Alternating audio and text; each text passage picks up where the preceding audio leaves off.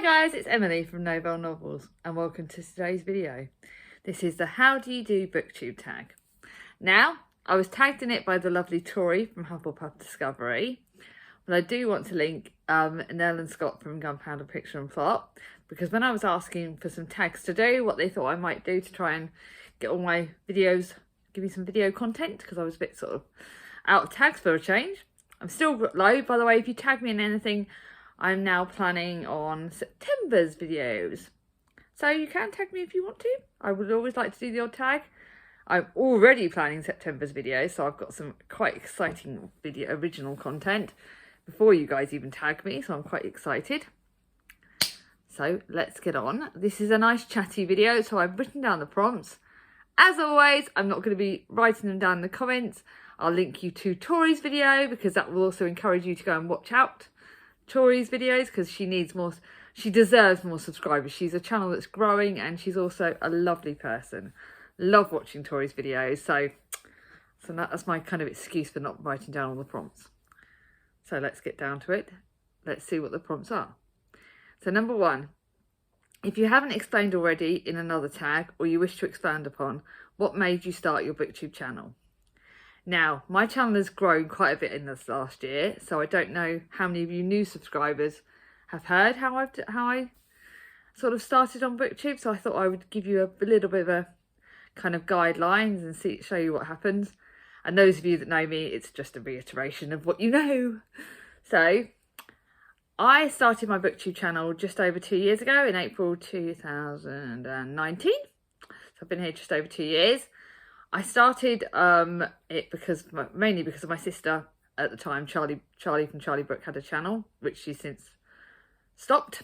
Typical her. She starts something and then it's me that ends up going with it. But I started getting into books about 3 or 4 years ago because of my chronic pain, and my sister's got me back into books. First of all, I started just reading a little bit. Then I think I went down the route of going on Goodreads and doing Goodreads reviews of every book. Then from Goodreads, I went on to Bookstagram, and then from Bookstagram, I had several friends on there that was telling me to get my own channel. I even had a blog at one point, which I'm still trying to decide whether I go back to, but I love my channel, so I don't know if I will or not. So yeah, I started off with a blog and then went on here. I had several friends. Julie from Hungry Bookworm, she encouraged me to start it. Nikki from Dark Between the Pages, she started me on it as well. I had a lot of encouragement to start my own channel and started joining in read-alongs and then going from read-alongs, doing things like that. This last year, I think I sort of had a break around about this last summer for a little bit because I needed a break to focus on my kids and I needed to refocus, work out what I wanted to do. And in this last year, I've grown considerable content on my channel. It's grown quite a lot. I've started making my own tags. I've started doing read-alongs, readathons. By the way, guys, yes, me and Gemma are hosting our past and future readathon in January again because that was so successful last year. We're going to do that annually. I'm doing another read-along for Booktober, which the announcement for that will be coming up shortly with some other booktubers. So my channel's growing. It was something I wanted to do because I love books. I love talking about books. It's like I don't have a huge amount of friends that live near me that love books as much as I do. So it's nice to have my channel friends. I've also discovered that through my channel I've met other people with chronic pain, and I've had the support there for my chronic pain and my anxiety.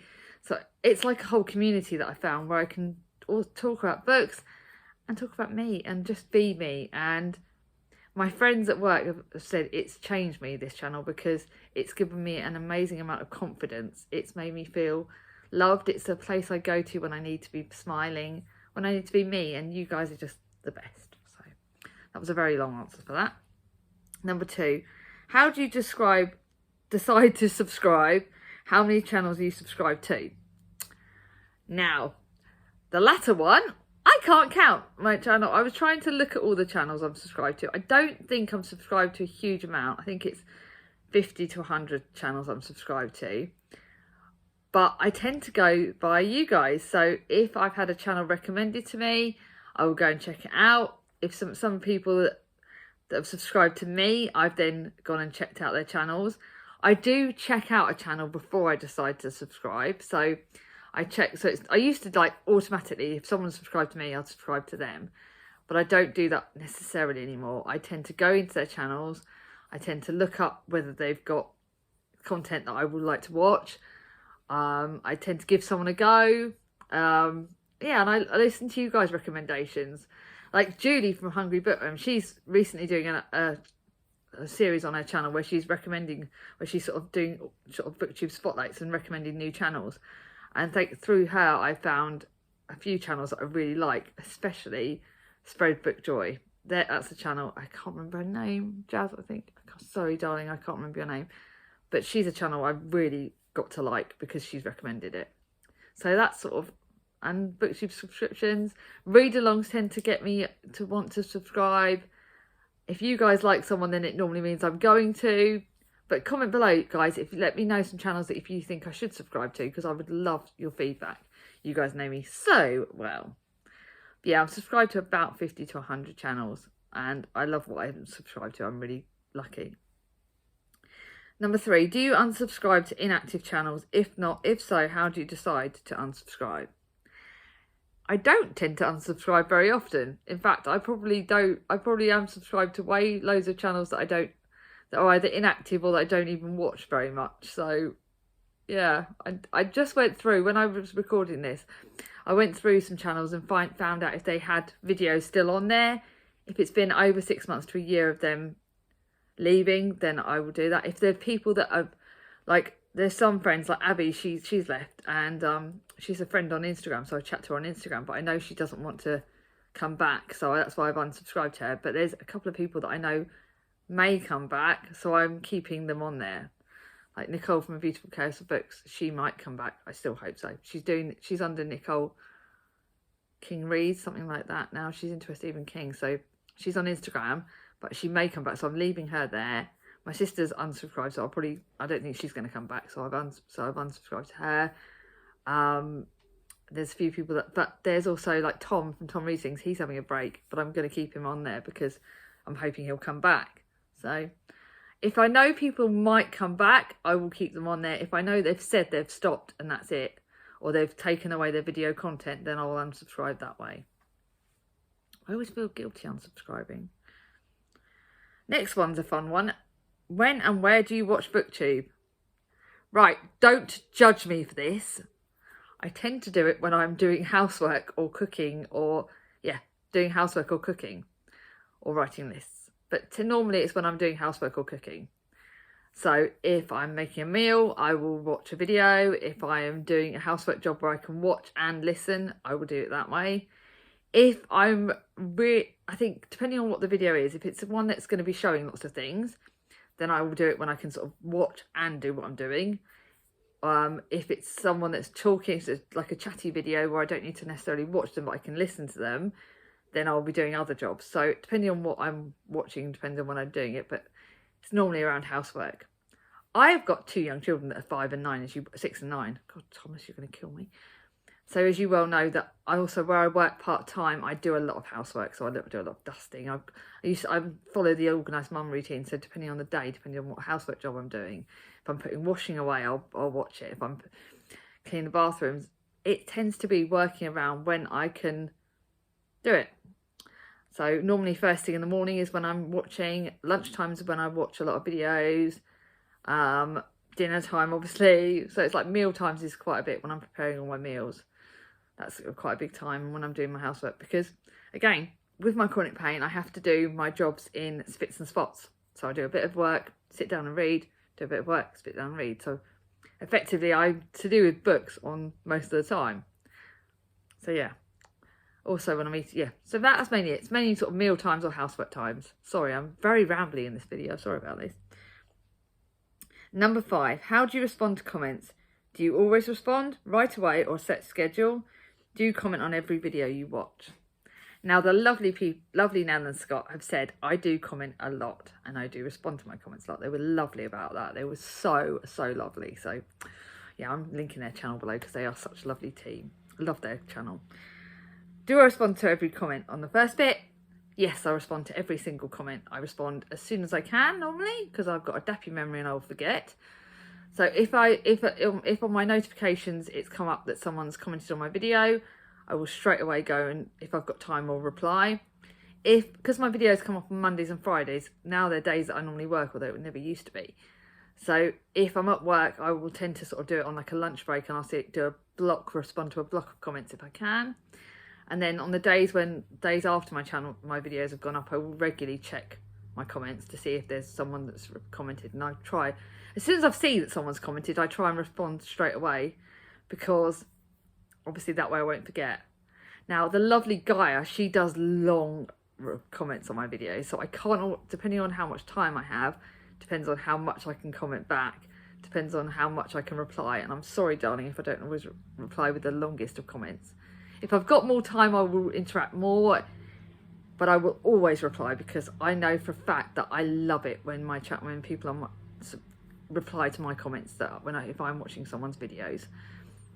As for that, yes, I do comment on more often or not, I will comment on a video that I'm watching, because I like it. I think that's something I love about Booktube, is the interaction.